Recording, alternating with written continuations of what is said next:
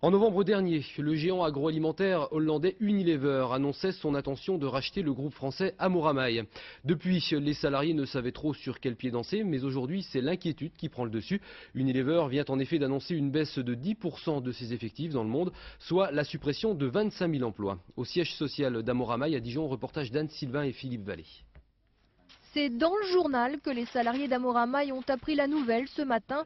Le géant Unilever, qui a racheté leur entreprise en novembre dernier, annonce un grand ménage de printemps, 25 000 emplois supprimés sur 5 ans dans le monde entier et l'abandon de 1200 marques. J'imagine les gens qui vont reprendre leur poste cet après-midi, qui apprennent dans le journal qu'il va y avoir 25 000 licenciements.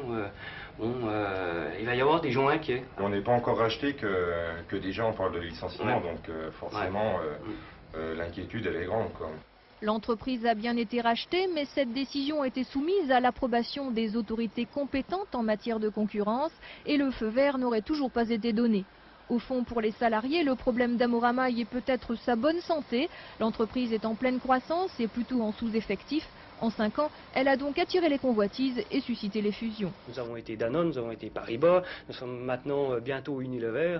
Donc dans tout ça, on va même pas dire une lassitude, mais presque une accoutumance à un peu tout ça qui font qu'on est toujours dans la crainte. Combien de fusions en combien de temps ?